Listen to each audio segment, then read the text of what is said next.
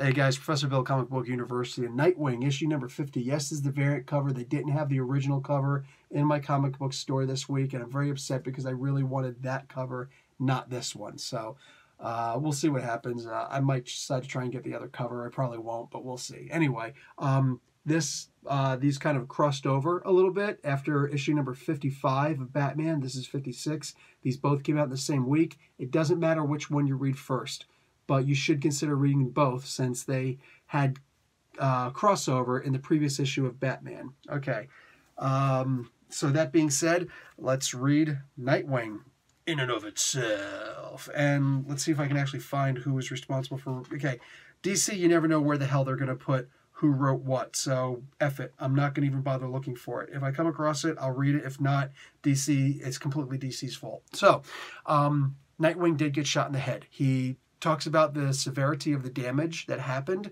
and it's freaking awesome. It is freaking insane.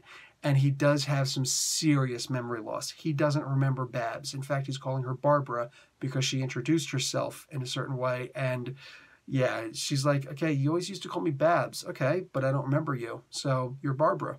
And he doesn't remember anything. Dude, when I say that he burns down his old life, I mean that quite literally.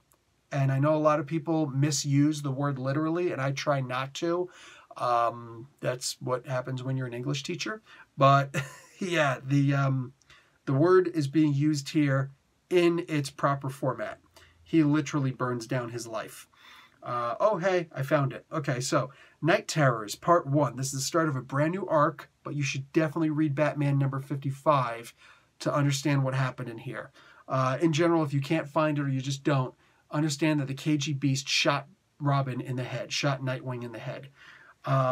Also, if you're interested, this is not a first appearance in here necessarily, but this is a first chronological appearance of Nightwing using the batons, the two batons that he's always used. So, chronologically, first appearance of the batons while he was still still Robin. So, Benjamin Percy is the writer. Travis Moore, Chris Mooneyham, and Klaus Janson are the artists. Tamara Bonvillain, Nick Filardi, and John Kalisis is on colors. Sorry, guys. My glasses were supposed to come in last week, and they didn't, so I can't. The lettering is way too small for me. Carlos M. Mangal is on letters. The cover is by Moynihan and Filardi, and variant cover his name is John Boy. Wow, John Boy Myers.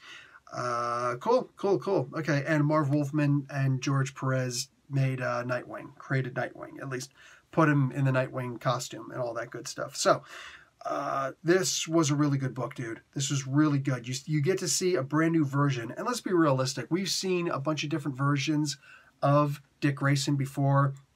Dick Grayson as Nightwing in and of himself is a different version from the original Robin.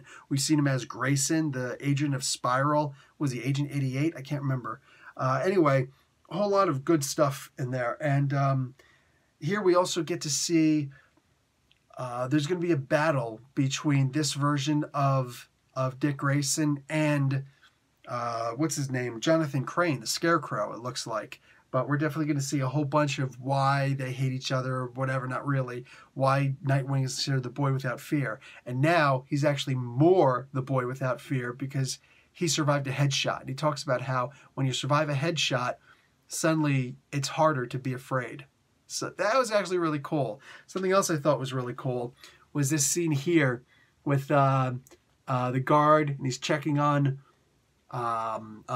what's his face in here? He's checking on Jonathan Crane, and then he looks into the little cell in Arkham, and he's like, oh, what is this? And I'm not going to tell you what actually happens, but what I will say is the next page shows this. So Oliver Queen, Stephen Amell as Arrow coming out of a penitentiary, or walking down a penitentiary line. So that was actually, I looked at it, I was like, wait a second, that just went too perfectly. So I just had to mention that. That was really cool. All that being said, this was a solid 50th issue.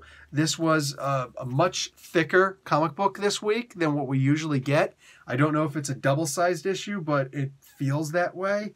And I'll tell you what, it didn't seem like it when I was reading it. I read this whole thing straight through fairly quickly, not because it was a boring read. You can't read through something fast when it's boring, but because it was an amazing read. This was a really good book.